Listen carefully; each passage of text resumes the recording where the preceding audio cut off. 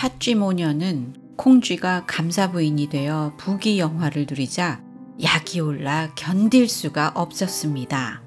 더러운 속내를 품고 콩쥐를 찾아간 팥쥐가 말했습니다. 에그머니, 형님은 혼자서만 편안히 지내셨구려. 내가 전에 철없이 형님한테 응석 부린 일이 미안하여 찾아왔소. 그런 건 속에 품지 말고 우리 잘 지내봅시다. 콩쥐는 팥쥐가 반성하고 있다고 생각해 기특하게 여겼습니다. 그러나 사실 팥쥐는 콩쥐를 죽여버릴 생각만 하고 있었지요. 형님, 연못이 참 아름답구려. 같이 정답게 목욕이나 하면 어떻겠어?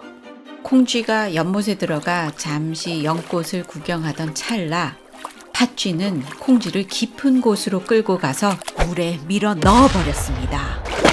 물거품이 솟구치더니 곧 잠잠해지자 팥쥐는 깔깔 웃었습니다.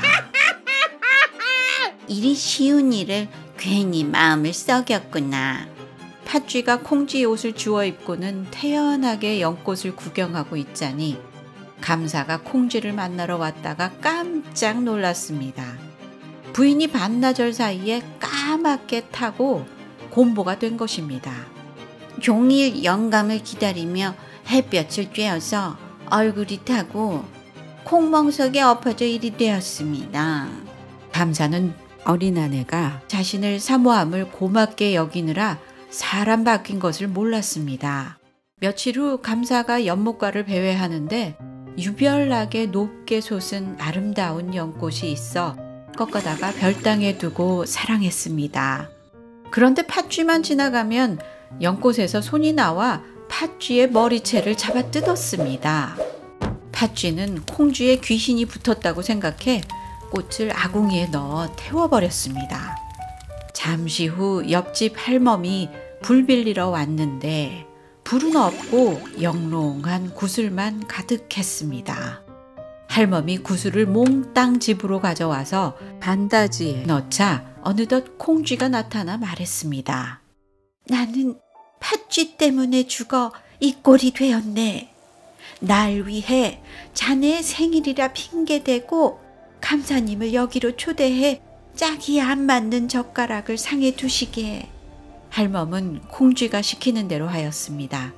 감사가 젓가락을 집어다가 정성이 소홀하다며 화를 내자 병풍 뒤에서 목소리가 들렸습니다. 젓가락이 짝이 안 맞는 것은 그리 잘 아시는 분께서 사람 짝이 안 맞는 것은 왜 모르십니까? 감사는 깜짝 놀랐습니다. 돌아가 팥쥐를 잡아다가 신문하고 연못에 물을 죄다 빼었더니 콩쥐의 시체가 웃는 얼굴로 누워 있었습니다. 급히 건졌는데 갑자기 콩쥐가 숨을 돌리며 살아났습니다.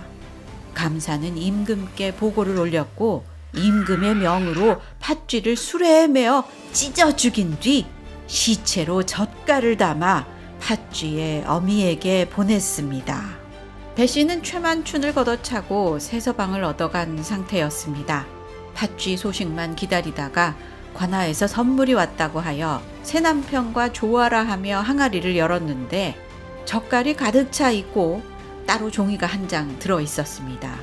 흉악한 꾀로 사람을 죽이는 자는 누구든 이와 같이 젓갈을 담그고 딸을 시켜 흉악한 일을 실행하게 한 자는 그 고기를 씹어보게 하노라. 배씨는 그 길로 뒤로 자빠져 죽고 말았습니다. 되살아난 콩쥐는 김감사와 아들 셋, 딸 하나를 낳고 어려운 백성들을 보살피며 잘 살았다고 합니다. 팥쥐가 처형당한 장면은 지나치게 잔인하다는 특징이 있습니다. 우선 팥쥐는 수레에 사지가 묶여 찢겨 죽는데 이것은 실제로 조선시대에 행해졌던 거열형입니다. 흔히 이 방식은 능지처참이라고 알려져 있는데 능지처참은 능지, 즉 천천히 언덕을 오르듯 팔다리나 살점을 조금씩 떼어주기는 방식입니다. 조선시대에는 능지형 대신 거열형을 사용하였습니다. 거열형은 반역죄를 지은 자에게나 시행하였는데 드물게 심각한 폐륜을 저지른 일반 백성에게도 시행할 때가 있었습니다.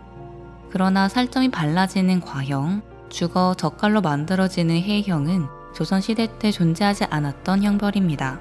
다다익선이라는 말을 처음 한 것으로 알려진 한나라의 한신, 그리고 동시대의 팽월과 같은 사람들이 처형 후 젓갈로 담겼다는 기록이 있어 고대 중국에서는 실제로 행해진 형벌임을 알 수 있지만 한나라 이후 중국에서도 이와 같은 끔찍한 형벌은 대체로 금지되었고 우리나라에서도 시행된 기록을 찾기 어렵습니다. 따라서 파쥐의 최후는 악인에 대한 확실하고도 잔인한 처벌을 받았던 백성들의 강한 소망이 담겨 있는 것으로 보아야 할 것입니다. 또한 신체를 온전한 형태로 유지하는 것이 아주 중요한 문제였던 유교 문화권에서 신체를 극심히 훼손하는 이러한 형벌을 받았다는 것은 악인의 인간으로서의 정체성과 존재 자체를 말살해버리려는 시도라고 볼 수 있습니다. 아이들이 읽는 전래동화인데 어떻게 이렇게 잔인할 수 있을까요? 대부분 전래동화의 원형은 민담입니다. 즉 아이를 위해 만들어진 이야기인 동화가 아니라 백성들 사이에서 입에서 입으로 퍼진 이야기입니다. 전래동화는 이런 민담을 아이들이 읽기에 적합하도록 각색한 것이 많습니다. 그 과정에서 동화 콩쥐 파츠는 아이들이 보기에 큰 무리가 없고 구박받는 콩쥐의 자리에 야단 맞은 자신을 투영해 볼 수 있을 만한 전반부의 이야기만 남게 된 것입니다. 그러다 보니 동화 속 여주인공으로서의 콩쥐는 수동적이고 나약한 존재로 보이기도 합니다. 콩쥐는 계모가 밑빠진 독에 물을 부으라는 헛된 명령을 내려도 그저 따랐고 너무 많은 양의 일감을 던져주었을 때에도 울고만 있었습니다. 문제를 해결해 준 것은 하늘의 도움과 높은 신분의 남자와 혼인한 일이었지요.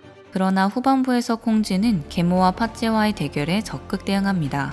파쥐가 자신을 죽이자 꽃으로 변하고 꽃마저 태우자 구슬로 변하고 할멈을 시켜 남편을 불러내어 파쥐의 죄를 직접 밝힙니다.